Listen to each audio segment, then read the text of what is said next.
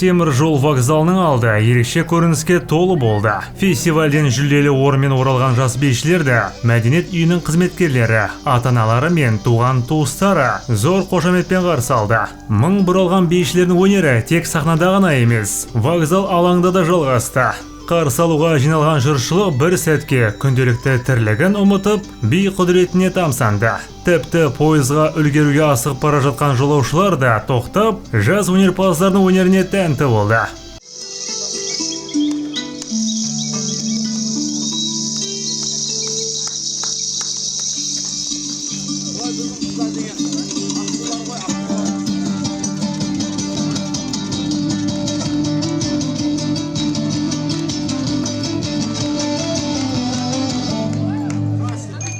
Арайлы би студиясы халықаралық жарыстан өте үлкен екінші жүлдемен оралып отыр. Біз өте қуаныштымыз. Менің Алтынбек қызы Бибігүл атты менің қызым осы Арайлы би студиясының құрамында өнер көрсетеді. Жалпы бұл балалардың барлығы да кішкентай кезінен бастап осы Ақмарал Мұсағали қызының жетекшілігімен би өнеріне қатысып келе жатқан қыздар. Қазіргі таңда қаймағы бұзылмаған осындай ұлттық құндылықтарымызды дәріптеп жүрген осы Ақмарал Мұсағали қызына біз өте алғысымызды білдіреміз. Біз дән ризамыз, қыздарымыз осылай тәрбиелеп, қазіргі таңда үлкен жетістіктерге жеткізіп жатқан. Менің қызым осы Арайлы би тобына 3 жыл болды қатысқанына. Ақмарал Мұсағалиевна қарамағына. Кеше Құдай қаласа сол 11 күні Ақтауға жол жүріп, халық аралық жарысқа қатысып жатыр. Сол орын алып келіп жатыр. Қуаныштымыз, аналық сезіммен қуаныштымын. Апайларына, жетекшілеріне рахмет айтам.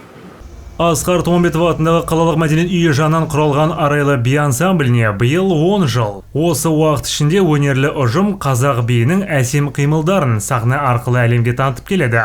Ансамбль мүшелері тек өнер көрсетіп қана қоймай, ұлттық дәстүрді дәріптеудің нағыз мектебіне айналды.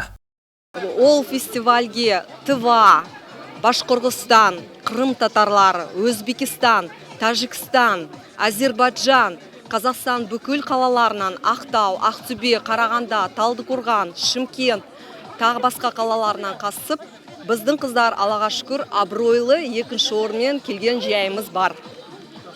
Ол фестивальге біз екі қазақ стилистикалық биді ұсындық, біреу құрбылар биі, біреу асылым биі. Біздің енді сырел жүрелі кішкентай перзентіміз біздің бас жүлдені алып, жалпы конкурстың фестивальдің бас жүлдесін иеленді. Қазылар алқасының жоғары бағасына ие болды. Жалпы Қызылорда облысының қай кезде де, қай өңірге барсақ та біз үлкен делегациямен барамыз, барлық жанрды қамтуға тырысамыз. Осы кезекті бір жеңісіміз біздің. Өте жақсы деңгейде өнер көрсетіп, Қазылар алқасының түрік тілдес елдердің әлем халықаралық деңгейдегі Қазылар алқасының бағасын алып қайтты өнерпаздарымыз.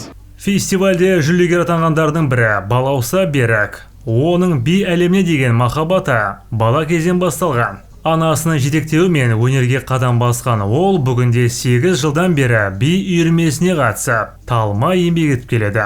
Болашағына зор үміт күттіретін Балауса бүгінде Қорытады атындағы Қызылорда университетінде хореография мамандығы бойынша білімін шыңдап жатыр. Сара Жиенқұлова, Гүлжан Талпақова сияқты қазақ биінің дарабоз апаларының жолын жалғауда мақсат тұтады. Мол тәжірибе алып қайттық. Осы тәжірибелеріміз арқасында алдағы уақытта тәжірибе жинаған тәжірибелерімізді қолдана отыра шығармашылығымызды дамытып, өте жақсы дәрежелерге жетіп, бұдан да жоғары орындарға жетеміз деп ойлаймын. 8 жыл бойы осы өнер жолына арнадым. Өнер жолы мен үшін өте келі жол десем де болады. Өйткені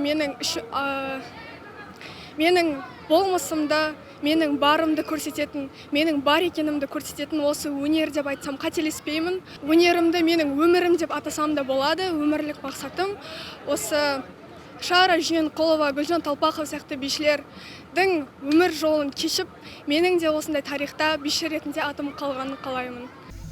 Айару Кеңесбай үшін өзге ұлт өкілдерімен бақ сынау үлкен тәжірибе. Осындай мәртебелі байқауға қатысуына мүмкіндік жасаған ата-анасына алғысы шексіз. 8-ші сынып оқушысы ансамбльдің ең жас бишісі болса да, әпкелерімен бірге жеңіс тұғырына көтергеніне қуанышты.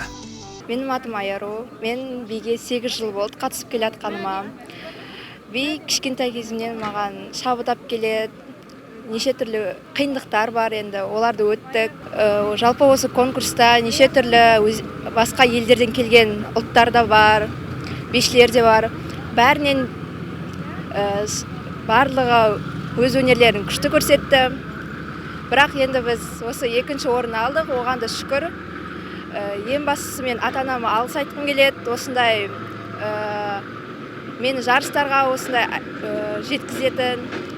Арайлы би ансамблінің бұл жетістігі тек бір ұжымның ғана емес, тұтас аймақтың абыройы. Олар ұлттық өнерді дәріптеу арқылы жас ұрпақтың бойына рухани құндылықтарды сіңіріп келеді. Ақтауда өткен халықаралық фестиваль соның айқын дәлелі. Өнерге ғашық балалардың жеңісті қадамы олардың армандарына жол ашып, қазақ биінің жаңа биіктерді бағындыратынына сенім ұялатады. Олжас Дәуіт, Сабыржан Қаратаев, Сәлем Нұрпейісова, Қызылорда қоғамдық телеарнасы.